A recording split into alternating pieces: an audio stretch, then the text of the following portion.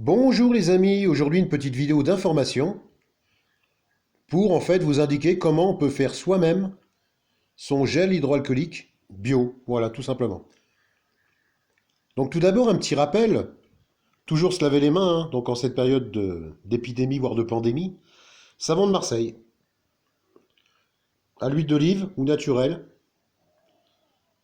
toujours quand même manger de l'alimentation saine, donc là en l'occurrence bourré de quercétine, l'oignon rouge, de l'ail, qui est vraiment un antibiotique naturel, et le persil. Le persil, en fait, pour vraiment vous nettoyer le foie. N'oubliez pas tous les soirs une petite infusion, hein, plutôt que de boire du café ou du thé.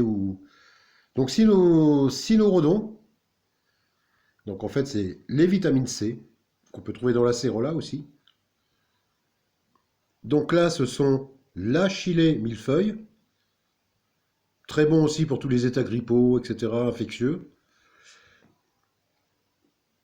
L'échinacea, voilà, un antiviral. Et donc pour finir, la mélisse qui est un super antiviral.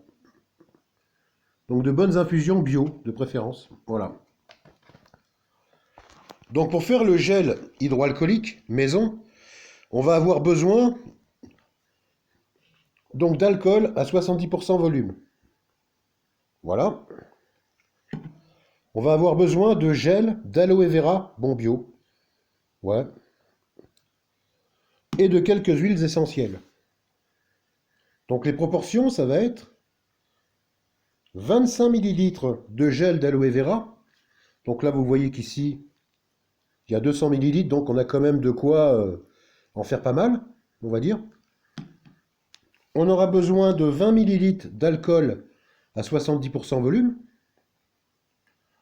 Et on aura besoin de 5 à 7 gouttes d'huile essentielle de tea tree ou palmarosa, si vous n'avez pas du tea tree, d'eucalyptus, de géranium, de lavande et de citron. Bon, après, certains rajoutent quelques gouttes d'huile essentielle de sarro pour l'effet antiviral, mais bon. Et tentons quand même de le faire sans, ce sera pas plus mal, voilà, on va dire. Après, bon, il faut supporter. Bien sûr, quand vous avez un flacon de gel hydroalcoolique périmé, enfin, fini, vide, vous le nettoyez bien et vous récupérez, parce que donc le bouchon se dévisse, ça va vous servir pour en faire, en fait, pour stocker votre gel hydroalcoolique que vous allez faire vous-même.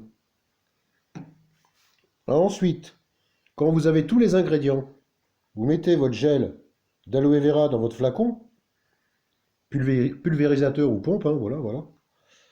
Incorporez ensuite votre alcool à 70% et toutes vos huiles essentielles. Bon, vous faites un petit peu, deux trois comme ça, enfin pour un petit peu mélanger, voilà, tout doucement. Vous laissez reposer, après vous n'avez plus qu'à appliquer sur les mains. Donc en ce qui concerne quand même le gel d'aloe vera, il existe en fait des gels à boire, donc pas celui-là, hein, c'est vraiment le gel pour les mains, par exemple, vous voyez. Il y a du jus d'aloe vera, donc regardez bien, en général on trouve ça dans les biocopes, regardez bien avant d'acheter que c'est bien du gel pour les mains. Et surtout, bon, cette préparation, c'est uniquement pour les mains.